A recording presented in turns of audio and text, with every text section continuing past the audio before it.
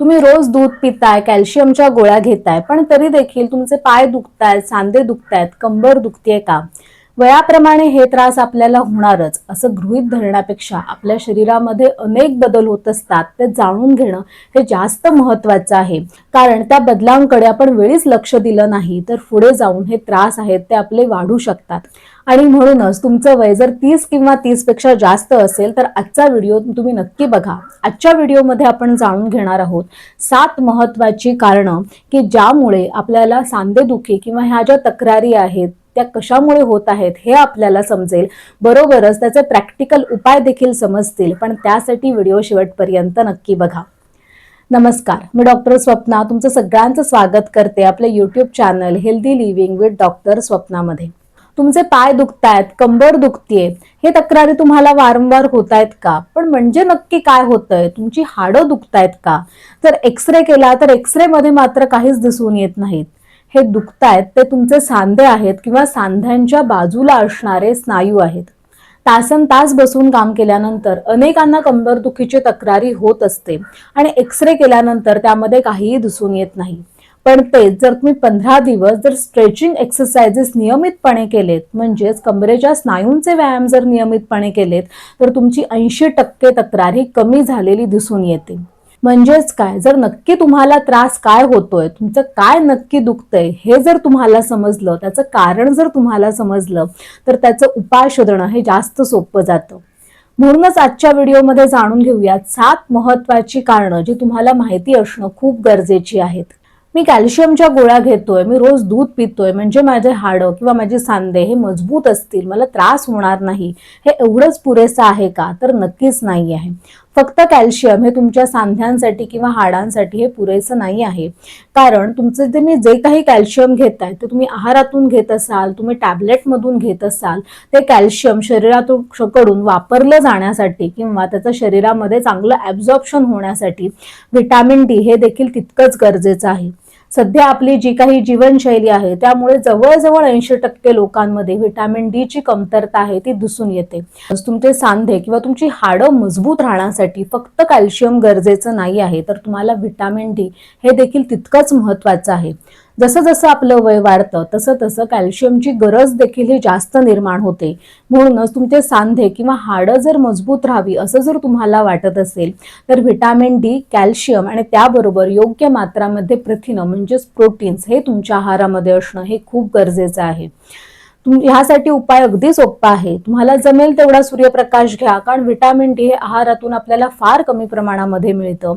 ते जर तुम्हाला शक्य नसेल तर तुमची व्हिटॅमिन डी ची शरीरामध्ये मात्रा किती आहे ते जाणून घ्या आणि गरज असल्यास सप्लिमेंट्स घ्या.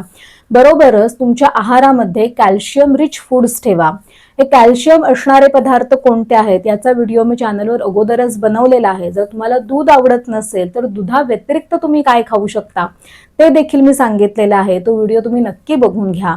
बरोबरच तुमच्या आहारामध्ये प्रथिनयुक्त पदार्थांचा समावेश हा आवर्जून करा, जेणेकरून पुढे जाऊन तुम्हाला ह्या तक्रारी कमी होऊ शकतील. आपलं वय जसं वाढतं त्याबरोबर एक महत्त्वाचा बदल आपल्या शरीरामध्ये घडतो, ते म्हणजे आपलं मसल मास हे हळूहळू कमी व्हायला लागतं. साधारणतः 35 नंतर हे आपल्याला जास्त जाणवायला लागतं. म्हणजेच काय, तर आपलं जसं वय वाढतं त्याच्याबरोबर आपल्या हाडांची ताकद जशी कमी होते, बरोबरच आपल्या स्नायूंची ताकद देखील कमी होते. आणि हे जे स्नायू आहे ते कमकुवत झाले तर त्याचा ताण हा आपल्या सांध्यांवर पडतो आणि म्हणूनच आपल्याला सांधेदुखी किंवा आपली हाडं दुखतायत असं आपल्याला वाटायला लागतं. आणि म्हणूनच उपाय अगदी सोपा आहे, ते म्हणजे आपल्या वाढणाऱ्या वयाबरोबर आपल्या स्नायूंची ताकद कशी चांगली राहील याकडे आपल्याला लक्ष द्यायचंय. फक्त एक्सरसाइज करू नका, तर स्नायूंचे ताकद वाढवणारे जे एक्सरसाइज आहेत ते करण्याकडे देखील लक्ष द्या. म्हणूनच जर तुमचं वय 30 किंवा 30 पेक्षा जास्त असेल तर तुम्ही योगासनं, स्ट्रेचिंग एक्सरसाइजेस हे प्राधान्याने करा, ज्यामुळे तुमच्या मसलची फ्लेक्झिबिलिटी आहे, स्नायूंची फ्लेक्झिबिलिटी आहे ती चांगली राहील. आणि जसं जसं तुम्हाला त्याची सवय होईल त्याबरोबरच तुम्ही मसल स्ट्रेंथनिंग एक्सरसाइजेस म्हणजे स्नायूंची ताकद वाढवणारे जे एक्सरसाइजेस आहेत ते आठवड्यातून किमान 2दा किंवा 3दा हे करण्याकडे लक्ष द्या. म्हणजे स्नायूंची ताकद चांगली राहील आणि परिणामी तुमचे सांधे आहेत किंवा तुमची हाडं आहेत ते देखील, त्यांचं आरोग्य देखील चांगलं राहील. हार्मोन्स हा फक्त महिलांचा विषय नाही आहे, तर वाढणाऱ्या वयाबरोबर जसे महिलांमध्ये हार्मोनल चेंजेस होतात तसेच बदल हे पुरुषांमध्ये देखील होत असतात. महिलांमध्ये जसं जसं वय वाढतं तसं तसं इस्ट्रोजन, प्रोजेस्टेरॉन हे हार्मोन्स आहेत ते कमी व्हायला लागतात. त्याप्रमाणेच पुरुषांमध्ये देखील टेस्टोस्टेरॉन हार्मोन आहे ते बदलायला लागतं. याचा परिणाम स्वरूप तुमच्या हाडांची झीज आहे ती लवकर व्हायला लागते, तुमची हाडांची घनता आहे ती कमी होते आणि स्नायूंची ताकद आहे ती लवकर कमी व्हायला लागते. आणि यासाठी आपल्याला एकच करायचं आहे की तुमचे हार्मोन्स जास्त बिघडू न देणं, त्यांना जास्तीत जास्त संतुलित कसं ठेवता येईल याकडे आपल्याला लक्ष द्यायचंय. हार्मोन संतुलित ठेवण्यासाठी ते सोपे उपाय आहेत, त्यासाठीचा व्हिडिओ मी अगोदरच बनवलेला आहे, तो तुम्ही नक्की बघून घ्या. त्याचे जे सोपे उपाय आहेत ते जर तुम्ही केले तर तुमचे हार्मोन संतुलित राहण्यासाठी तुम्हाला नक्की मदत होईल. अनेकांना सकाळी उठल्यानंतर पटकन उठता येत नाही, सांध्यांमध्ये एक जडपणा जाणवतो किंवा स्टिफनेस जाणवतो. तर याचं कारण आहे त्यामध्ये असणारं इन्फ्लमेशन. आता ही जी सूज आहे किंवा इन्फ्लमेशन आहे ती प्रत्येक वेळेला तुम्हाला बाहेरून दिसेलच, सांध्यांवर दिसेलच असं नाही, पण शरीराच्या आतमध्ये, सांध्यांच्या आतमध्ये हे इन्फ्लमेशन असतं आणि त्यामुळेच आपल्याला ह्या तक्रारी या होत असतात. याचं कारण आहे ते म्हणजे आपला नेहमीचा आहार आणि आपली जीवनशैली.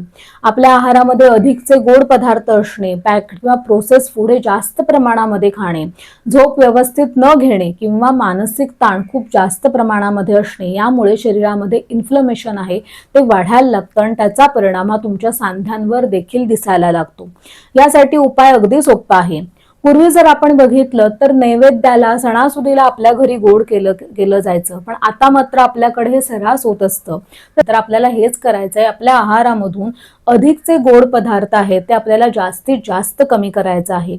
घरच्या घरीचा संतुलित आहार तुम्ही घ्या आणि पुरेशी झोप घ्या. यामुळे तुमच्या शरीरातलं आतलं इन्फ्लमेशन आहे, सूज आहे ती कमी होण्यासाठी मदत होते आणि तुमच्या सांध्यांवरची सूज आहे ती देखील तुम्हाला कमी झाली आहे, तुमच्या तक्रारी कमी झाल्या आहेत असं तुम्हाला जाणवायला लागेल. पुढचं जे कारण आहे ते जवळजवळ 60 ते 70% लोकांमध्ये दिसून येतं. वाढलेलं वजन हे तुमच्या सांध्यांवर, तुमच्या हाडांवर हा ताण हा वाढवतो आणि परिणाम स्वरूप तुमच्या सांध्यांची, हाडांची झीज आहे ती जास्त व्हायला लागते.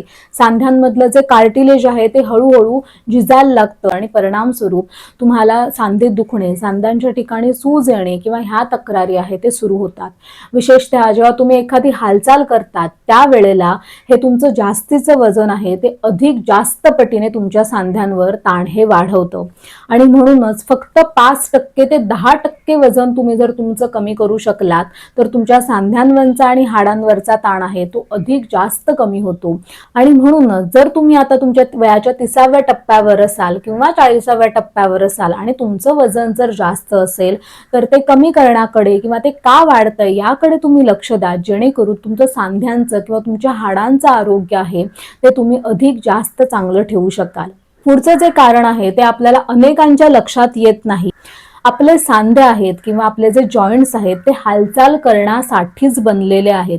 म्हणजेच काय तर त्यांचं कामच आहे की ती मूवमेंट ही झाली पाहिजे आणि जेव्हा तुम्ही ही मूवमेंट करत नाहीत तेव्हा हळूहळू सांधे त्यांचं काम हे कमी करतात आणि हळूहळू सांध्यांमध्ये कडकपणा जाणवणं, ते दुखणं ह्या तक्रारी आपल्याला सुरू होतात आणि म्हणूनच सांध्यांची मूवमेंट होणं हे खूप गरजेचं आहे. अनेक वेळेला आपण एकाच ठिकाणी बसून राहतो आणि परिणाम स्वरूप हळूहळू त्या सांध्यांच्या ठिकाणी आपल्याला ताण हा वाढायला लागतो. विशेषतः ज्यांचं काम हे बसून आहे किंवा वर्क फ्रॉम होम जॉब ज्यांचे आहेत अशा लोकांनी 1 तासानंतर हे किमान थोडा वेळ उठणं, तिथल्या तिथे स्ट्रेचिंग एक्सरसाइजेस करणं हे खूप गरजेचं आहे, जेणेकरून तुमची मूवमेंट ही कायम सुरू राहील आणि तुमच्या सांध्यांचं आरोग्य आहे ते चांगलं राहू शकेल. म्हणूनच जास्त नाही पण किमान 5 ते 10 मिनिटं तुम्ही स्ट्रेचिंग एक्सरसाइजेस करणे किंवा एकाच स्थितीमध्ये, एकाच पोझिशनमध्ये कंटिन्युअस न राहणे, ह्या छोट्या छोट्या बदलांमुळे देखील तुमचं सांध्यांचं आरोग्य आहे ते तुम्ही चांगलं ठेवू शकता. खरं तर आपण काहीतरी चांगलं करायचंय म्हणून अनेक गोष्टी करायला जातो, पण त्यांचा त्रास मात्र आपल्याला उलटच होतो. हेच तुमच्या सांध्यांच्या बाबतीमध्ये होतं आणि त्याचं कारण तुम्हाला आयुर्वेदामध्ये सापडेल. बऱ्याच वेळेला आपण खूप जास्त प्रमाणामध्ये एक्सरसाइज करतो किंवा आपल्याला वजन कमी करायचंय म्हणून आपल्या जेवणामधून, आहारामधून पूर्णतः स्निग्ध पदार्थ आहेत ते कमी करून टाकतो किंवा आपलं जेवणच मुळात खूप कमी करून टाकतो आणि या सगळ्यामुळे आपला वातदोष आहे तो वाढायला लागतो.